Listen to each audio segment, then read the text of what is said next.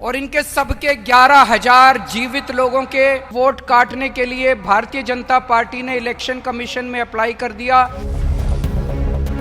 मैं आज फिर कह रहा हूं, हमारी ये लड़ाई जारी रहेगी और दिल्ली में एक भी मतदान फर्जी नहीं होने देंगे।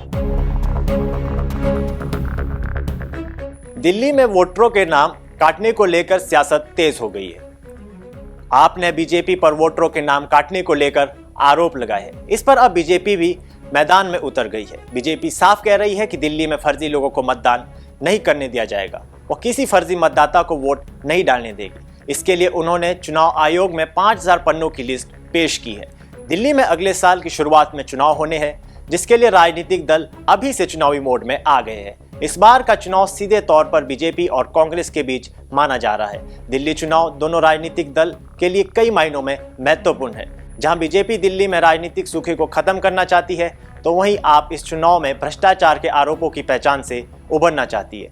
ऐसे में दोनों राजनीतिक दल इस चुनाव में अपनी पूरी ताकत झोंक रहे हैं। दरअसल दिल्ली में आगामी वर्ष में विधानसभा चुनाव होने हैं। चुनाव से पहले आप और बीजेपी लगातार एक दूसरे पर राजनीतिक पलटवार कर रहे हैं।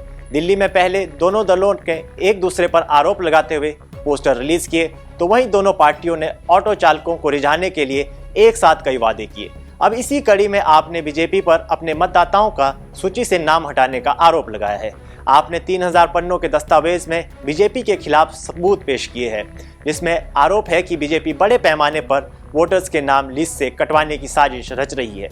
उन्होंने आरोप लगाया है कि शाहदरा में बीजेपी के पदाधिकारी ने चोरी छिपे 11,000 वोटर्स की लिस्ट चुनाव आयोग को दी और चुनाव आयोग इस पर काम करना शुरू कर दिया है। जनकपुरी में 24 बीजेपी कार्यकर्ताओं ने 4,874 वोटर्स के नाम काटने का आवेदन दिया। तुगलकाबाद के एक पोलिंग बूथ के 1337 वोट में 554 वोट काटने के लिए 2 लोगों ने आवेदन दिया है। दिल्ली विधानसभा का कार्यकाल 23 फरवरी 2025 को खत्म हो रहा है। पिछला चुनाव फरवरी 2020 में हुआ था। आपने 70 में से 62 सीटें जीती थी। भाजपा 8 और कांग्रेस 1 भी सीट नहीं जीत पाई। वहीं बीजेपी ने भी आपके आरोपों पर पलटवार किया है। इस पर दिल्ली बीजेपी अध्यक्ष वीरेंद्र सचदेवा के नेतृत्व में दिल्ली बीजेपी प्रतिनिधि मंडल ने चुनाव आयोग से मुलाकात की है और साथ ही वोटर लिस्ट में खामियों के बारे में सबूत पेश किए हैं। सचदेवा ने कहा, हमने आज चुनाव आयोग को एक ज्ञापन सौंपा है। हमने चुनाव आयोग को 5,000 पेज की रिपोर्ट दी है ताकि उन्हें दिखाया जा सके कि आम आदमी पार्टी सरकार दिल्ली में सबूत मिटाना चाहती है। ये एक रिप्रेजेंटेशन आज हमने चीफ इलेक्शन कमीशन को दिया है। हमारे साथ हमारे सीनियर लीडर श्रीमान ओम पाठक जी, सेम है, फादर का नाम सेम है, लेकिन एपिक नंबर अलग है। क्या मतलब है इसका? वोटर आई कार्ड अलग नंबर का है, आदमी एक ही है।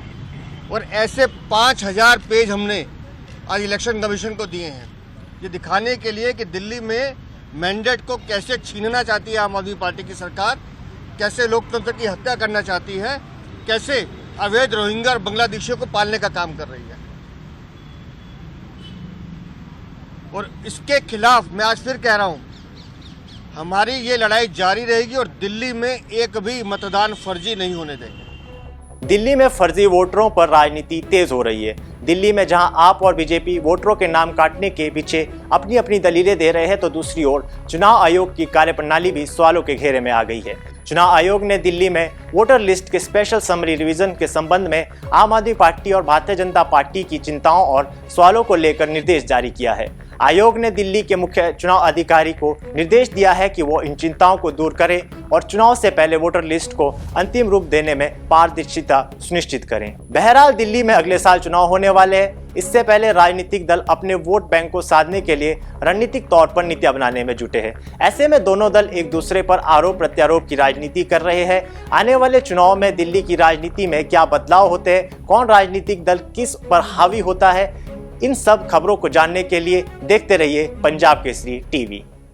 हमसे जुड़े रहने के लिए हमारे YouTube चैनल को सब्सक्राइब करें और नई वीडियो की नोटिफिकेशन के लिए बेल आइकॉन को दबाएं।